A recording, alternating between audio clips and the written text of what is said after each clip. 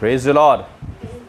एक बारी फिर से आप सब लोगों का स्वागत है। परमेश्वर हमारे बीच में मौजूद है उसके वायदे के अनुसार, जिसमें लिखा कि जहाँ पे 2 या 3 व्यक्ति एक मन होकर जहाँ पे इकट्ठे होते हैं उनके बीच में वो मौजूद हो जाता है ना। जैसे कि मैं हमेशा कहता कि जब वो मौजूद होता तो उसकी मौजूदगी एक इंसान की मौजूदगी के जैसे नहीं होती। जो इंसान मौजूद होता है लेकिन किसी की सिचुएशन देखकर उसमें वो कुछ भी प्लस माइनस कर नहीं पाता, क्योंकि उसके पास लिमिटेड रिसोर्सेज होते हैं। लेकिन यहाँ पर वो परमेश्वर हमारे बीच में मौजूद है जो कि अनलिमिटेड रिसोर्सेज हैं जिसके पास, और जो कि सर्वाधिकारी परमेश्वर है। उसके शब्दों के अनुसार सब कुछ हो जाता। हमने पिछली बार जैसे कि हम यूहन्ना के बारे में ही स्टडी कर रहे हैं, हमने यूहन्ना में फेथ और एक्शन के द्वारा जो फेथ इस्तेमाल किया जाता है उसके बारे में सीखा था।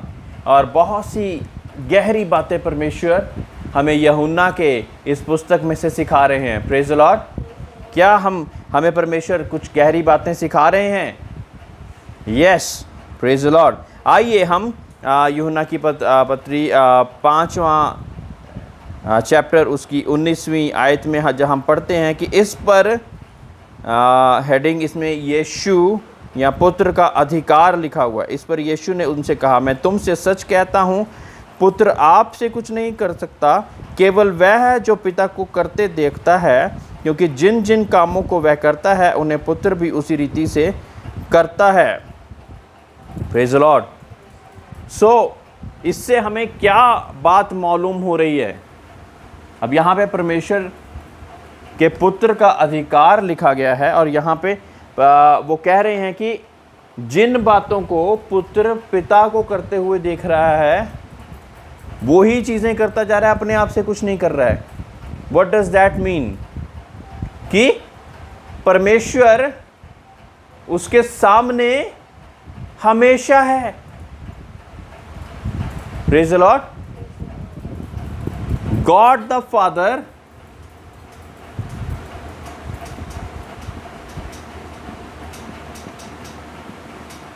is in front of Jesus always.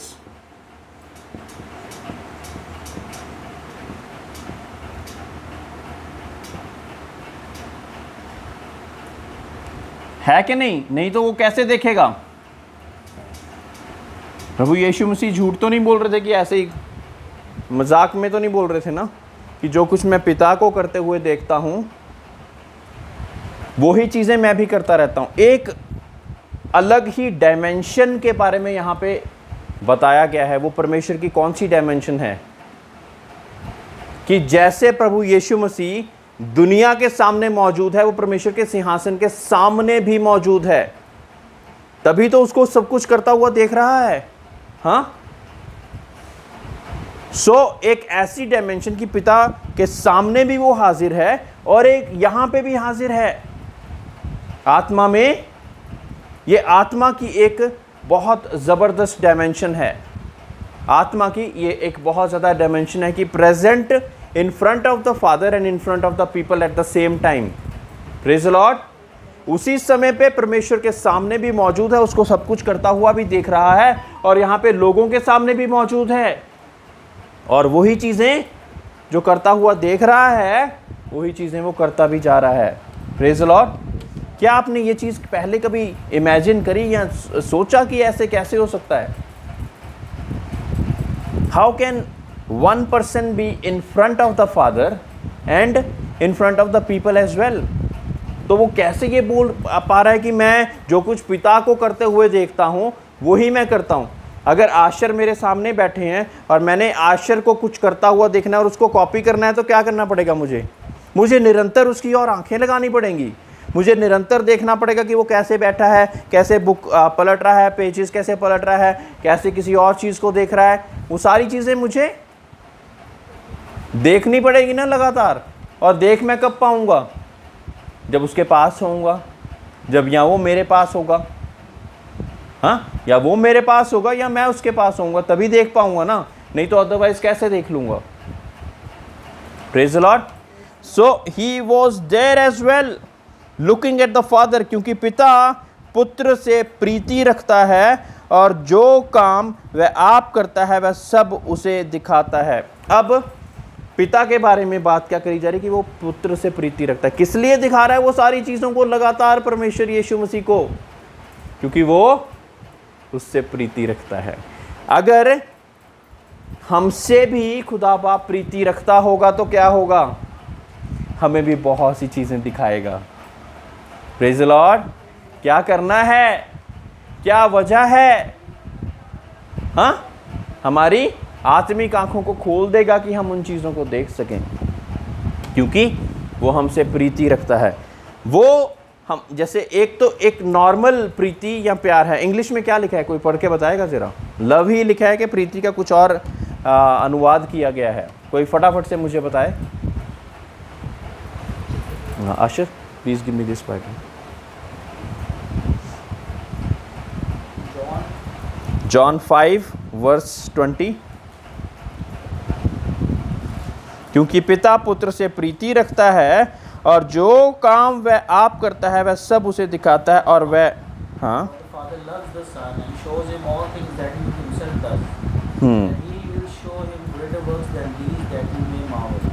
Praise the Lord. So love ही लिखा गया है वहाँ पे, है ना? प्रीति को लव का ही अनुवाद वहाँ पे लव ही किया गया है। क्योंकि पिता पुत्र से प्रीति रखता है, इस कारण वो सारी चीज़ों को उसके सामने उनको दिखाता जा रहा है और भी उससे बड़े काम उसे दिखाएगा ताकि हम सभी लोग अचंभा कर सकें। Praise the Lord. अचंभा, एक्साइटेड परमेश्वर के सामने बहुत से लोग जब ऐसी चीज़ों को देखते जो कि दुनिया के अनुसार नहीं होती, बिल्कुल अलग होती हैं, स्वाभाविक नहीं लेकिन आत्मिक होती हैं, तो बहुत ज़्यादा अचंभित हो जाते हैं कि ये कैसे हो गया, है ना? बीमारों पे हाथ रखा, ये चंगा हो गया, ये कैसे हो गया, है ना? लंगड़ों को आदेश दिया, वो चलने लग गए, ये कैसे हो गया? अचंभा की बात। हाँ, आंखें बंद थी, जन्मांतरु अंधों को ठीक कर दिया छूकर, ये कैसे हो गया? अचंभा करते हैं तब लोग, है ना? 21वीं है, जैसा पिता मरे हुओं को उठाता है वैसे ही पुत्र भी जिन्हें चाहता है उन्हें जिलाता है। पिता किसी का न्याय नहीं करता परंतु न्याय करने का सब काम पुत्र को सौंप दिया है। Praise the Lord. तो न्याय कौन कर रहा है यहाँ पे? यहाँ पे पुत्र न्याय कर रहा है कि सब लोगों जैसा पिता का आदर करते हैं वैसे ही पुत्र का भी आदर करें। अब वजह क्या है? ये सारी चीज़ें पुत्र के द्वारा प्रभु परमेश्वर क्यों करवा रहा है? ताकि सभी लोग उसका आदर करें। Praise the Lord. उसका आदर करें, है ना? बहुत सी संस्थाएं, बहुत सी जगहें जहाँ पर कुछ लोग सिर्फ पुत्र को ही महत्व देते हैं, कुछ पवित्र आत्मा को ही महत्व देते हैं, कुछ वाकई में ही ट्रिनिटी को मानते हैं। ये यहाँ पे अगर यूहन्ना हम पढ़ते हैं तो बहुत ही ज़बरदस्त एडमिनिस्ट्रेशन का बयान किया गया है ना। पुत्र के द्वारा सारी चीज़ें करवाना, पुत्र को वो सारे अधिकारों को देना, और ये चीज़ें इसलिए कर रहा है कि ताकि मैं और आप जो दुनिया में लोग रहने वाले हैं पुत्र का आदर करें। Praise the Lord. सो जो पुत्र का, है ना, यही आगे की आयत में क्या, जो पुत्र का आदर नहीं करता वह पिता का जिसने उसे भेजा है उसका भी आदर नहीं करता। इतना ज़्यादा क्लियरली लिख दिया गया है कि अगर तुम पुत्र का आदर नहीं कर रहे हो तो जिसने उसे भेजा तुम उसका भी आदर नहीं कर रहे। यूँ से कि मैं खुदा पे ही मानता हूँ, मुझे नहीं पता यीशु मसीह कौन है ना। पुराने अहदनामे के बहुत से लोग जो कि मूसा की शरीयत को ही मानते हैं, प्रभु यीशु मसीह कहते हैं कि अभी तक नहीं आया, वो प्रभु यीशु मसीह को मानते ही नहीं, वो इंतज़ार कर रहे हैं कोई मसीहा आएगा हमें बचाएगा।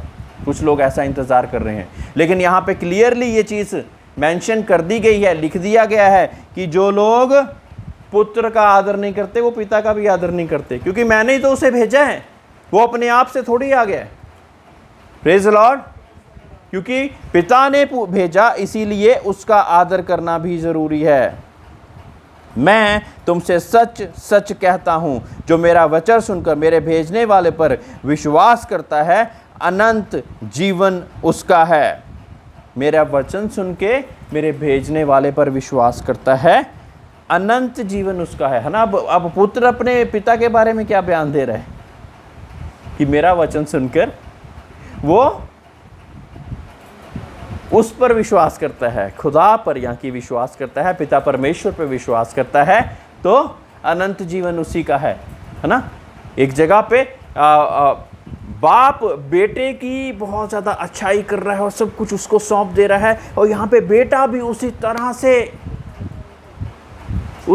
से it is a wonderful administration. Praise the Lord. और उस पर अनंत जीवन उसी का है, और उस पर दंड की आज्ञा नहीं होती, परंतु वह मृत्यु से पार होकर जीवन में प्रवेश कर चुका है। जितनों ने पाप किया उनको मृत्यु या दंड की आज्ञा है, ये सभी लोग मानते हैं। I want responses, please wake up. हाँ, जिन्होंने पाप किया उन पर दंड की आज्ञा है, लेकिन दंड की आज्ञा किन पे नहीं है? जो विश्वास करते हैं उन पर दंड की आज्ञा नहीं है, क्योंकि उन्होंने विश्वास किया भेजने वाले पर, और जिसको भेजा गया है उस पर भी विश्वास किया, और उसी के द्वारा उद्धार, शांति और आराम है, मुक्ति है। इस बात का अपने मन में इस चीज को धार लिया कि yes, he is the one. That is why उनको दंड की आज्ञा नहीं है। दुनिया में जो विश्वास नहीं करते उन पर दंड की आज्ञा है जब तक वो विश्वास नहीं करते, लेकिन जब वो विश्वास कर लेते तो वो बेटे और बेटियां बन जाते। और अब सब कुछ नया हो गया, पुरानी बातें बीत गई, और उनको परमेश्वर कहता है कि इन पर दंड की आज्ञा नहीं है। मैं तुमसे सच सच कहता हूं, वह समय आता है और अब है जिसमें मृतक परमेश्वर का शब्द सुनेंगे, और जो सुनेंगे वह जिएंगे। What does this mean? जो मर चुके हैं वो परमेश्वर का शब्द सुनेंगे, है ना। जब मैं इसकी कल मैं प्रिपरेशन कर रहा था तो मुझे एकदम से ख्याल आया लाजर का। मर चुका था लेकिन शब्द सुन पा रहा है मरने के बावजूद भी, और वो शब्द इतने ताकतवर हैं कि उसको मौत की अवस्था में नहीं रहने दे रहे। Praise Lord, praise Lord. कि उस अवस्था में जो कि एक मृतक अवस्था है उसमें नहीं रहने दे रहे, लेकिन जब आवाज़ दी जा रही है तो क्या कर रहा है वो अपनी कब्र का वो जगह को छोड़कर उसको बाहर आना पा रहा है। इतनी ज़्यादा पावर है उस शब्दों में। प्रेज लॉर्ड, इतनी ज़्यादा ताकत है। अब यहाँ पे भी क्या लिखा है? मैं तुमसे सच कहता हूँ, वह समय आता है और अब है जिसमें मृतक परमेश्वर के पुत्र का शब्द सुनेंगे, और जब सुनेंगे शब्द वह जिएंगे। Praise the Lord. So the word of the son has life, जिंदगी है उसमें। प्रेज द लॉर्ड, उसमें जिंदगी है, क्योंकि जिस रीति से पिता अपने आप में जीवन रखता है, उसको क्लियर करा गया है वहां पे, उसी रीति से उसने पुत्र को भी ये अधिकार दिया है कि अपने आप में जीवन रखे। पुत्र के शब्दों में भी जीवन है और बाप के शब्दों में भी जीवन है। एग्जाम्पल मैं और डिटेल में बताता हूं। अब शब्दों में जीवन था तभी तो पृथ्वी की रचना कर दी। Praise the Lord, praise the Lord. कहा जानवर बन जा, मछलियां बन जा, तैरने वाले जानवर बन जाएं, और वो बन गए। क्यों? शब्दों में जीवन। प्रेज द लॉर्ड, क्योंकि उन शब्दों में जीवन था। Praise the lord. There is life in the word. अब किसके किसके शब्दों में जिंदगी है? गॉड द फादर में है, गॉड द सन में है, गॉड द होली स्पिरिट में है। हाँ,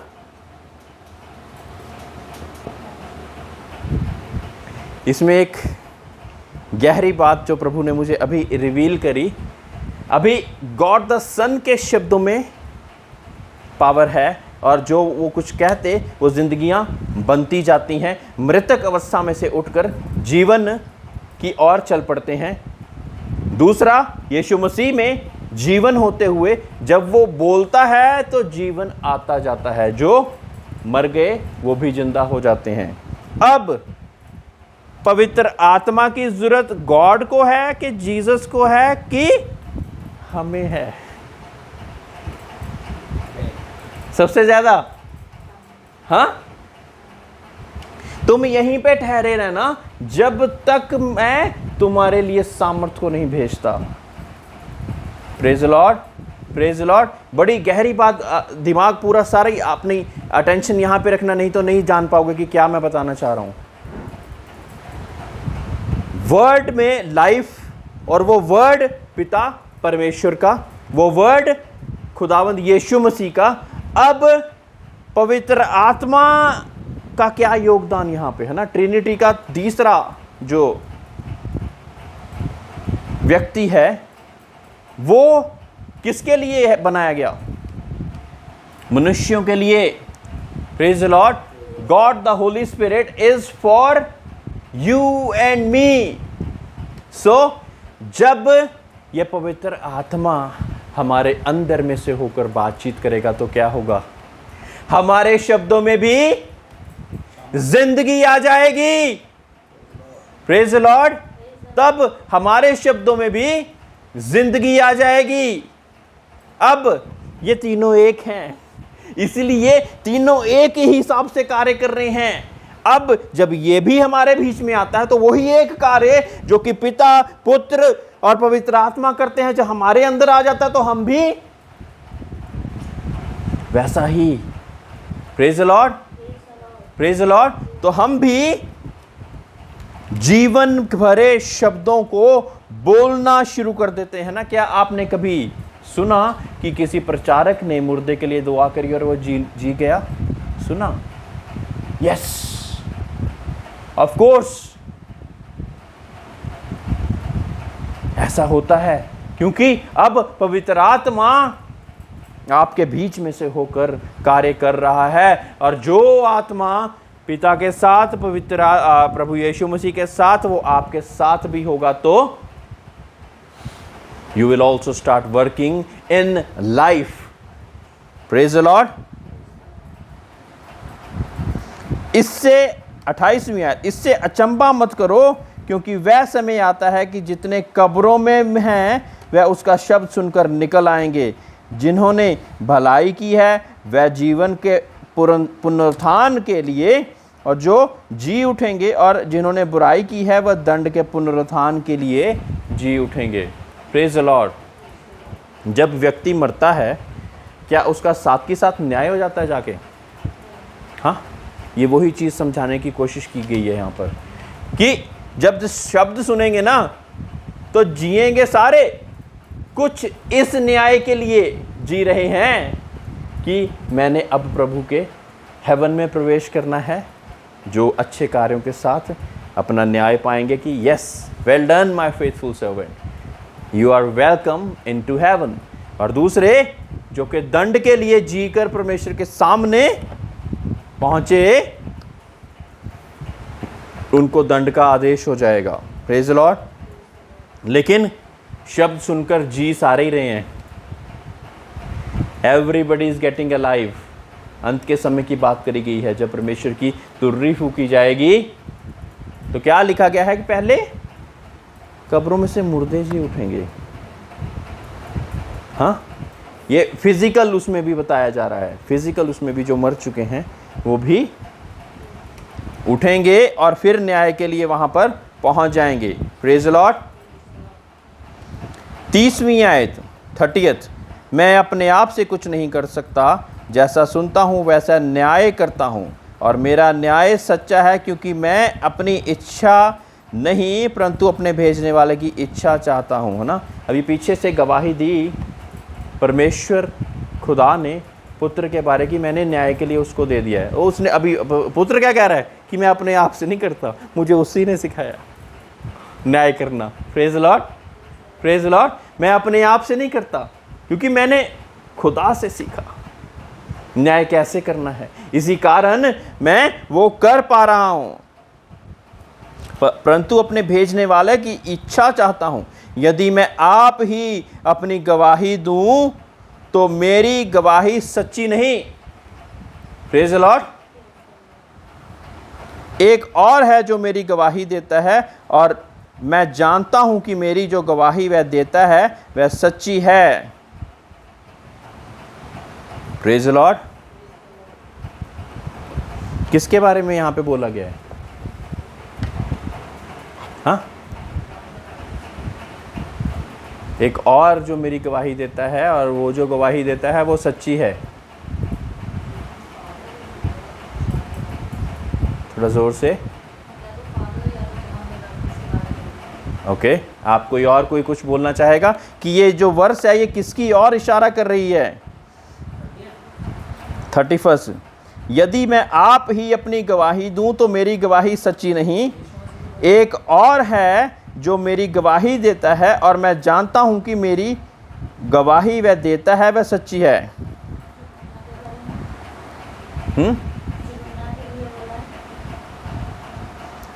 आप कोई और कुछ और बोलना चाहेगा?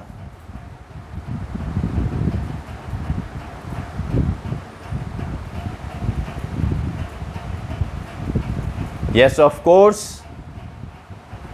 कौन है वो? हाँ, यूहन्ना। ओके, यहाँ पर आगे उस चीज़ को क्लियर कर दिया गया है। तुमने यूहन्ना से पूछवाया और उसने सच्चाई की गवाही दी है। आगे 33 में बिल्कुल क्लियर दे दिया गया है। Praise the Lord. परंतु मैं अपने विषय में मनुष्य की गवाही नहीं चाहता, तो भी मैं ये बातें इसलिए कहता हूँ कि तुम्हें उद्धार मिले। अब यहाँ पे यूहन्ना बपतिस्मा देने वाला उसकी गवाही दे रहा है। Praise the Lord. Courts of haven में 2 और 3 विटनेसेस का बात चलती है।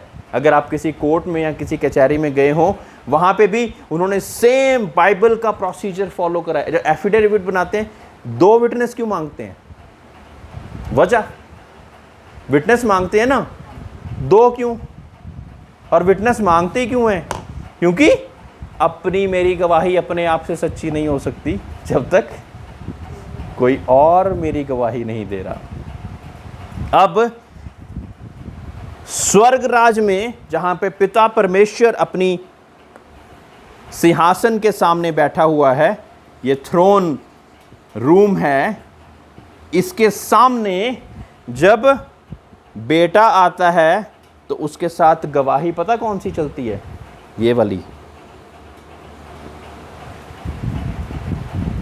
सो 2 व्यक्ति जो कि सेम चीज बोल रहे हैं तो वो गवाही सच्ची हो जाती है।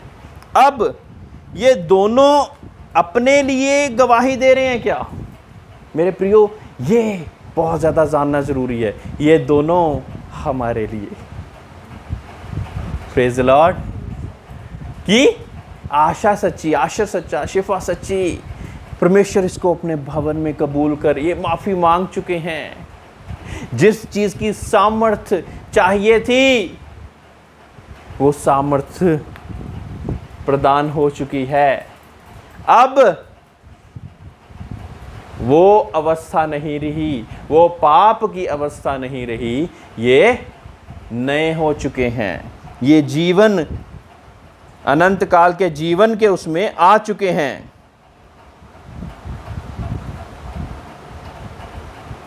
और वहां पे क्या लिखा कि मैंने इसलिए कहता हूं कि तुम्हें उद्धार मिले। ये सारी बातें परमेश्वर इसलिए कह रहे हैं कि हमें उद्धार मिले। व्हाट इज उद्धार? उद्धार का मतलब क्या है?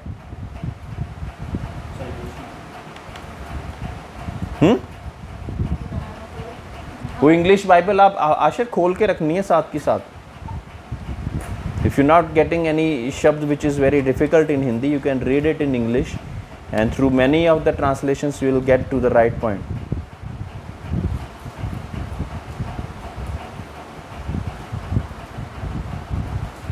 थर्टी फोर्थ वर्स, फिफ्थ की 34th वर्स को पढ़ेंगे।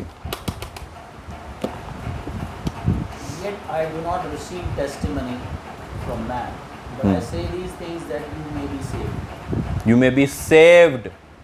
हाँ, उद्धार मिल सके, सेव हो चुके हैं, सेव हो सकें, सेव हो सकें, है ना, दुनिया की सारी बातों से हम बच सकें। हम सेव के लिए एक सेवियर की ज़रूरत है और एक साल्वेशन जो कि सेवियर देगा। सेव अपने आप से नहीं हो सकते, है ना, सेव के लिए एक सेवियर की ज़रूरत है और वही आपको साल्वेशन की ओर लेकर जाएगा।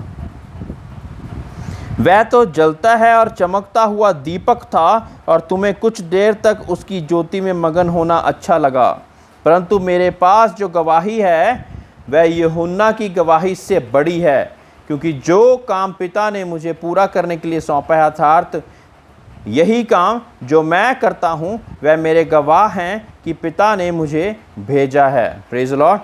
So whatever I do it because the father has sent me.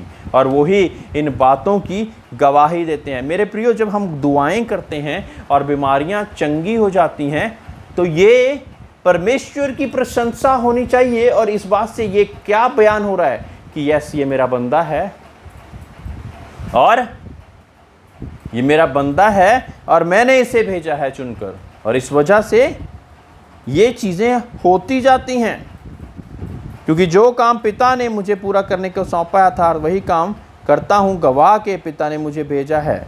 और पिता जिसने मुझे भेजा है उसी ने मेरी गवाही दी है। तुमने कभी ना उसका शब्द सुना और ना उसका रूप देखा है और उसके वचन को मन में स्थिर नहीं रखते, क्योंकि जिसे उसने भेजा है तुम उसका विश्वास नहीं करते।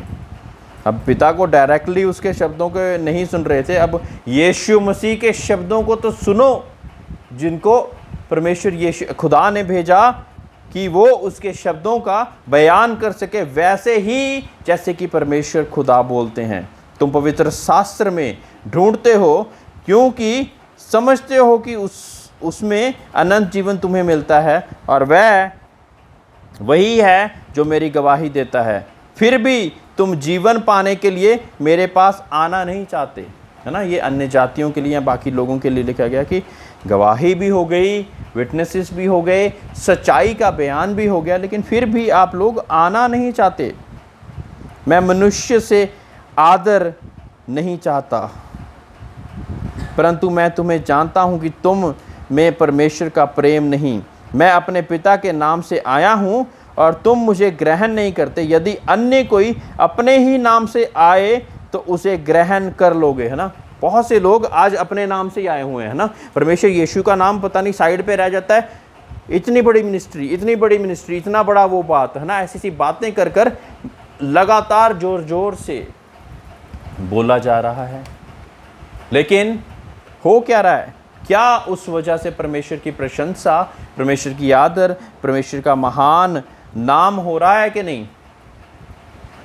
कहते कि अगर मैं अपने नाम से आता तो तुमने कहना था कि हाँ भाई, क्योंकि जिसको तुम देखते नहीं तुम उसका गवाही दी जा रहे हो लगातार, तो इसलिए वो भी उसका आदर कुछ खास नहीं हो रहा।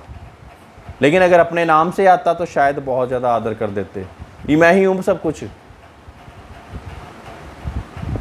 बहुत से लोगों ने बहुत बड़े बड़े टाइटल्स लिख के ये रख लिया, ये मिनिस्ट्रीज़, ये मिनिस्ट्रीज़, है ना, और अपने नाम से ही आए हुए हैं वो, और लोग उनको बहुत अच्छे से ग्रहण भी कर रहे हैं। और ऐसा चल रहा है दुनिया में, हम जानते हैं, है ना। तुम जो एक दूसरे से आदर चाहते हो और वह आदर जो एकमात्र परमेश्वर की ओर से है नहीं चाहते, कि किस प्रकार विश्वास कर सकते हो। एक दूसरे से हम आदर चाहते हैं ना, एक दूसरे से आदर चाहते हैं और उसी के अनुसार बातचीत भी करते हैं। कानों में वो वचनों को बोलते हैं जो कि हमारे कानों को अच्छा लग सके, क्योंकि आदर चाहते हैं ना। मैंने कुछ गलत बोल दिया तो मेरा आदर नहीं करेंगे ये तो, मुझे तो बुरा भला बोलेंगे, इसलिए मैं ये शब्दों को अपने पास ही रख लेता हूँ। परमेश्वर ने मुझे बोल तो दिए कि ये शब्द बोल दे कलीसिया को, मैं नहीं बोलूँगा, आदर कम हो जाएगा। मेरे प्रियो, आप ये नहीं सोच रहे कि आप उन शब्दों को ना बोलकर किसका अनादर कर रहे हो। Praise the Lord, praise the Lord. आप अपना आदर तो चाह रहे हो, लेकिन आप उन शब्दों का ना बोलकर किसी का अनादर भी कर रहे हो। ये ना समझो कि मैं पिता के सामने तुम पर दोष लगाऊंगा। तुम पर दोष लगाने वाले तो मूसा है जिस पर तुमने भरोसा रखा है, क्योंकि यदि तुम मूसा का विश्वास करते तो मेरा भी विश्वास करते, इसलिए कि उसने मेरे विषय में लिखा है। परंतु यदि तुम उसकी लिखी हुई बातों पर विश्वास नहीं करते तो मेरी बातों पर कैसे विश्वास करोगे। अब ऐसा क्यों लिखा गया कि मूसा ने दोष उसने लगाया, है ना, ऐसा लिखा गया ना? यही बाइबल के बीच में लिखा है कि कुछ और बोल रहा हूँ मैं? हाँ, यही लिखा है। तो कैसे लगाया? आप कैसे सोच सकते हैं कि मूसा ने कैसे दोष लगाया? आप पर दोष लगाया तो कैसे दोष लगाया मूसा ने?